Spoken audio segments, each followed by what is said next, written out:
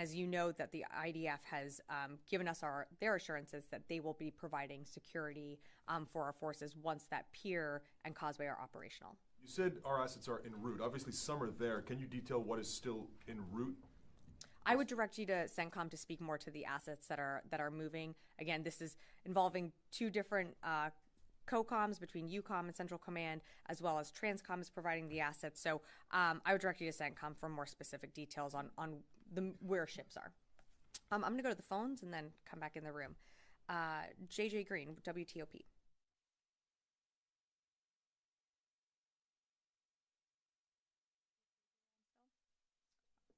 Okay. If not, Dan Lamoth, Washington Post. Hi, Sabrina. Thanks for your time. Sorry about that. Did I miss back to you? We'll go to JJ first. That's fine. I'm sorry.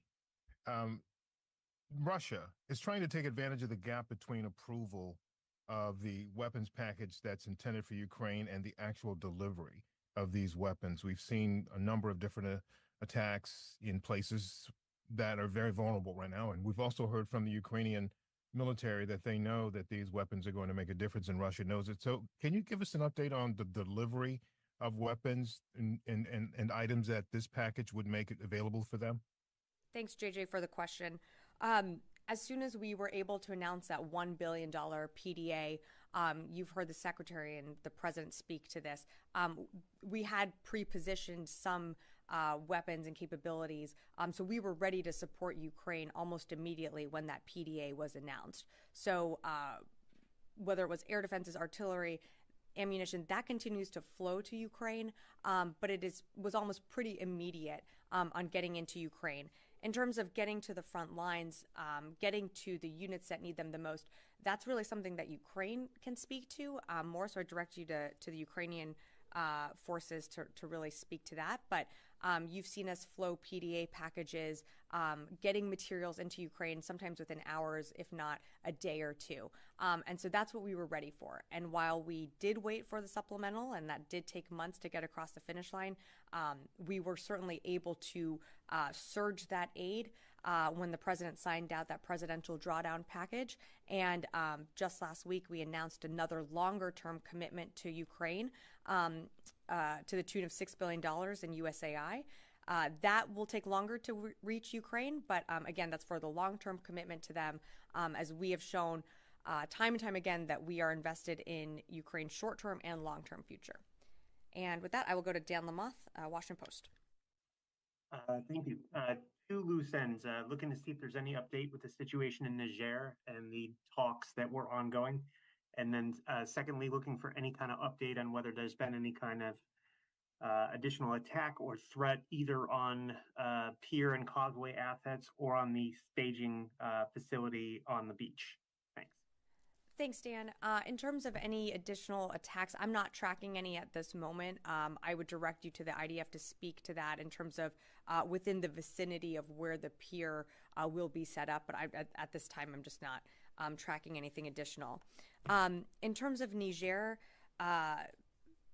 sort of in the same place that we were last week, the State Department, a representative from U.S. AFRICOM, did hold meetings. We are waiting to send another delegation to Niger. That delegation has not left, but they should be scheduled hopefully to leave this week, and that will be to continue to have those conversations about withdrawing U.S. forces. But no major updates right now. When there are updates, of course, we will provide those. Yeah, Janie. Thank you, Sabrina. The Defense Secretary Austin said at the congressional hearing that North Korea has gained confidence due to its close relationship with Russian President Putin and is concerned about its solidarity with China, Russia, and Iran. What measures will the United States take to prevent military cooperation from these countries? Yeah, Janie, I don't have much more to add to what the Secretary said in front of Congress yesterday. I think he spoke quite well to this, is that we are concerned. We're certainly concerned about the deepening relationship that the DPRK and Russia have, that together with Iran, that is fueling Russia on the battlefield in Ukraine as they continue to wage this illegal war and kill many innocent Ukrainian civilians. So in terms of what we are doing as the United States, we continue to monitor. The Department of Defense, of course, you've seen us strengthen our own relationships with the ROC within the region. We continue to arm Ukraine with the weapons it needs on the battlefield. And then across the interagency, you've seen from the Treasury Department announcing more sanctions on whether it be Russia, DPRK, and others. So we certainly take this seriously, and we're continuing to monitor as a department. Do you have any information about Russia recruiting North Korean mercenaries for war with Ukraine?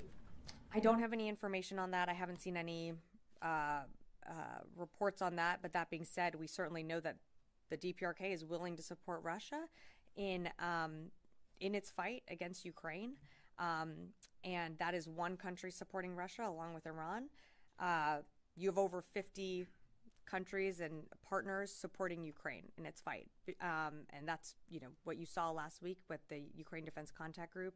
The secretary announced additional commitments there. And so while we see the DPRK supporting Russia's efforts, the United States is always proud to stand tall with Ukraine. Thank you. Yeah. Thank you, Sabrina. So yesterday, Chinese Coast Guard have fired water cannon at 2 Philippine vessels, and which is elaborating tension in South China Sea.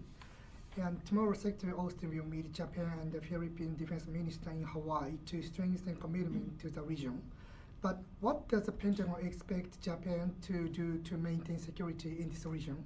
Well, look, I'm not going to speak on behalf of the Japanese government. I would refer you to them to speak to any actions that they're taking.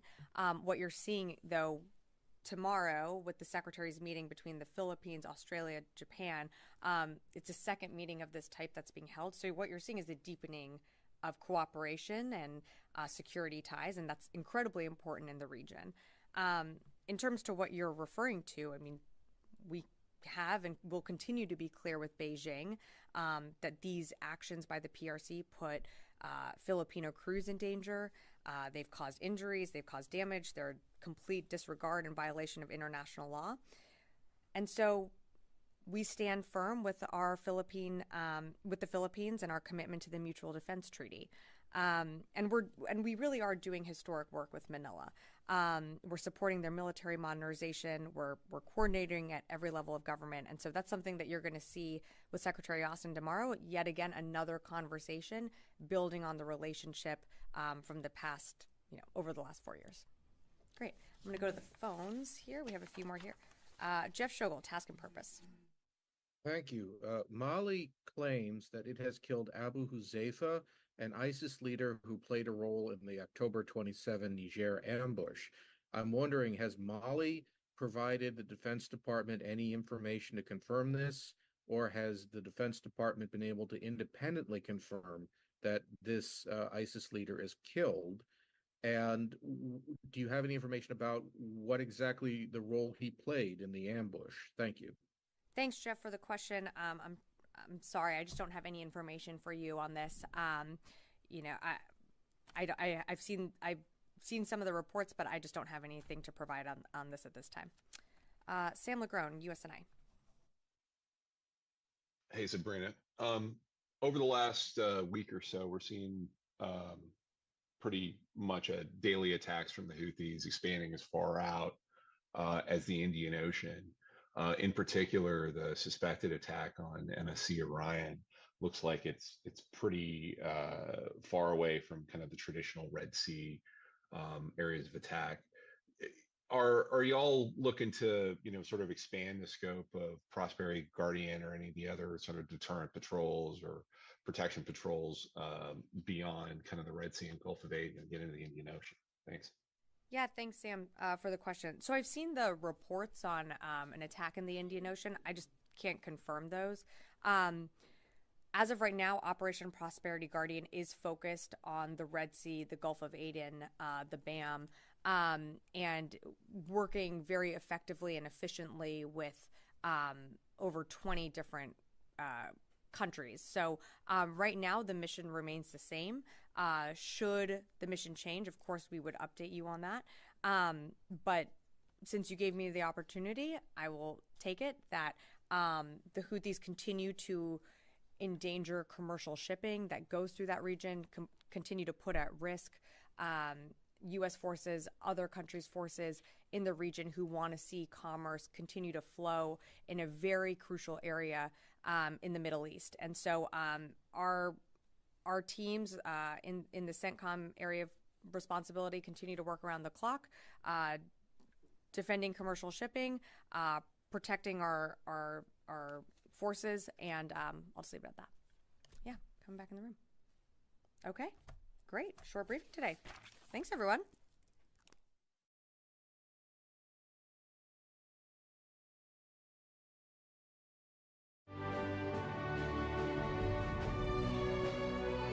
Thank you.